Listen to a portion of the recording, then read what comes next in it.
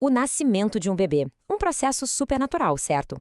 Mas aqui no Brasil, a gente acabou medicalizando ele de uma forma surpreendente. Nessa nossa análise de hoje, a gente vai mergulhar no que a ciência de verdade recomenda para assistência ao parto. Vamos separar o que é fato de práticas que já ficaram para trás. Para a gente entender bem esse cenário, vamos começar com um número. Um número que sozinho já conta boa parte dessa história. 55,6%. Essa é a taxa de cesáreas no Brasil. O que isso quer dizer? Que mais da metade dos bebês aqui nascem através de uma cirurgia de grande porte. Mas a pergunta que fica é: precisa mesmo ser assim? E olha, para colocar isso em perspectiva, a Organização Mundial da Saúde diz que o ideal seria uma taxa de cesáreas de no máximo 15%. A nossa é quase 4 vezes maior. A diferença é gritante, não tem outra palavra. E essa discrepância toda leva a gente a uma questão que é fundamental. Por que um processo que é da natureza se tornou algo tão médico, tão cheio de intervenções? O que aconteceu no meio do caminho? Bom, para conseguir entender as intervenções e o que é recomendado hoje, primeiro a gente precisa entender a jornada do parto em si. Como ela funciona? Oficialmente, o trabalho de parto começa quando duas coisas acontecem ao mesmo tempo. Primeiro, contrações que têm ritmo e são eficazes. E segundo, mudanças lá no colo do útero, que começa a dilatar e a afinar. Esse processo de afinar é o que chamam de esvaecimento. E todo esse processo é dividido em 4 períodos principais: a dilatação, a expulsão, que é o nascimento em si, a dequitação, que é a saída da placenta, e por fim o período de Greenberg, que é aquela primeira hora depois do parto, super importante para a recuperação. Vamos passar por cada um deles. Começando pelo primeiro período, que é também o mais longo, a dilatação. É aqui que a gente já começa a ver como as práticas mudaram com base no que a ciência descobriu.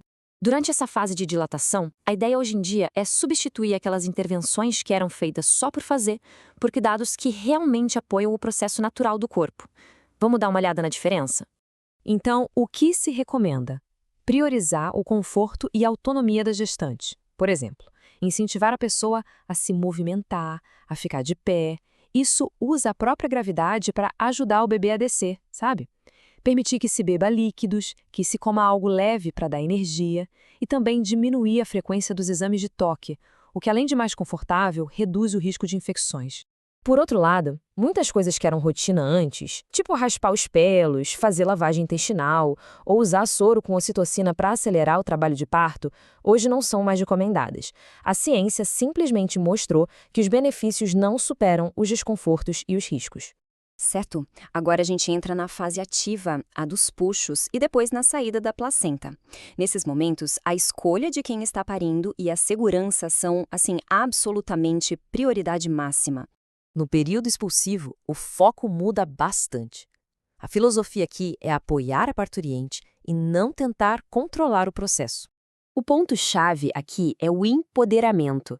A pessoa que está dando à luz deve ser super incentivada a escolher a posição em que se sente melhor e a fazer força de um jeito espontâneo, sabe? Seguindo o que o próprio corpo pede. E tem uma prática que é explicitamente não recomendada e que muitas vezes é até considerada violência obstétrica. É a tal da manobra de Christeller. Sabe? Aquela que consiste em aplicar uma pressão enorme com força em cima do útero. É totalmente proibida por causa dos riscos. Depois que o bebê nasce, a gente entra no terceiro período, a dequitação.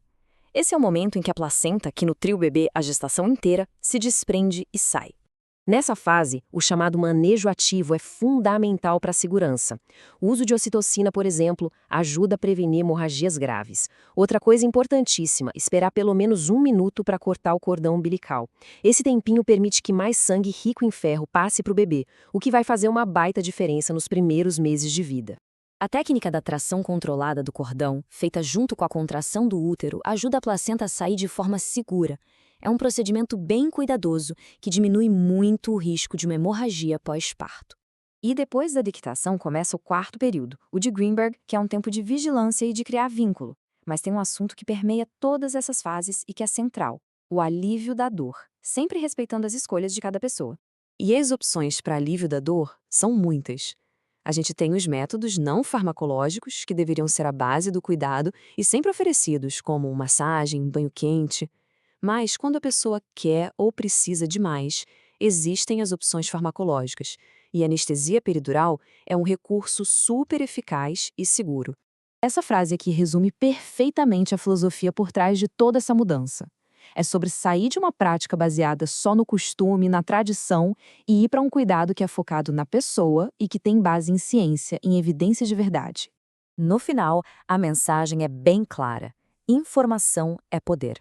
Conforme as famílias entendem as evidências, elas podem fazer escolhas mais conscientes, e os profissionais podem oferecer um cuidado muito mais seguro e, o mais importante, mais humano.